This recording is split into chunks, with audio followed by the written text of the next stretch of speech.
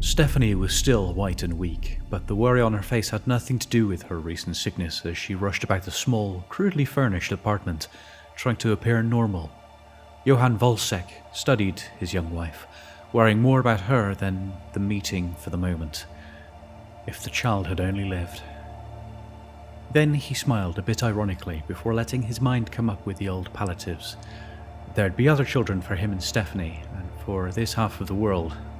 The other half would simply have to suffer painlessly through a generation for the good of the whole world. But the director, Johann! Stephanie's voice was on the thinnest edge of hysteria. Johann, to our place?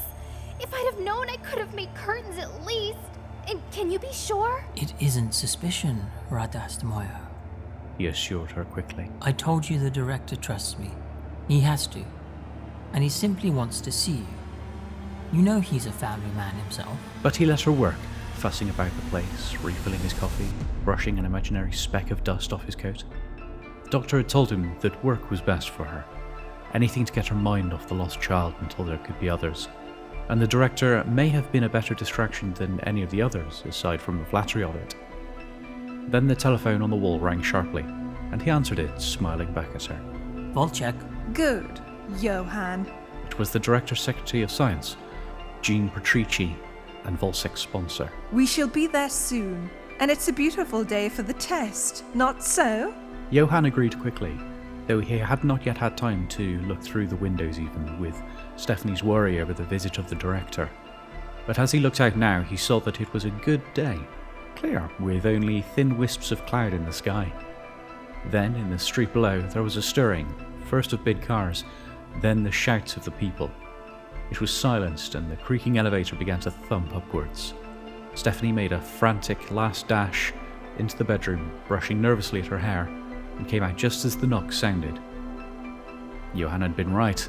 The director must have trusted him, since the big man had come up with only 3 of his guards, and now came thrusting his broad shoulders in, his greyed head not even darting about the room, his eyes leading him toward the Volseks.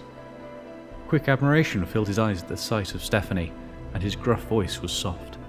The voice the radio brought them when he was father of the state, or when he was telling them of new plans for more food and better living. Sit. I'm only one of you, you know. Ah, Johann. This is the little Stephanie. I've wanted to meet you, to see the one Johann has spoken of so often. His language was perfect, but with the queer, stilted effect it always had when he was not reading a prepared speech. Watching Stephanie stammer over the honour of the director's presence, and then relax gradually as the spell of the man took over, Johann began to smile more naturally.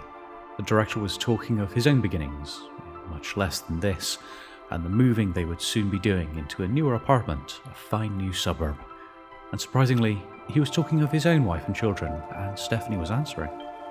Remembering stories of the director, Johann found it hard to recognise this as reality. The man had come up from the lowest ranks, an iron hand leading him up the ladder of Centralia's autocratic bureaucracy. And now the hand was sheathed, and even Stephanie began to smile. Then it was over, and the director was rising. Johann kissed his wife quickly, embarrassed slightly at the director's approving smile, and they were out in the elevator heading toward the big, waiting cars. Now I trust you, Johann Volsek, the director told him. Now I can go with you to this test. With such a wife waiting you, there can be no trickery against the state. No, don't say it. It is not you I could distrust. It is everyone I must distrust. But not now. What does the doctor say? Another year. For a time they had been afraid that Stephanie would never have children again, but the new treatments had apparently been effective. Centralia's progress in all phases of gynecology had been spectacular.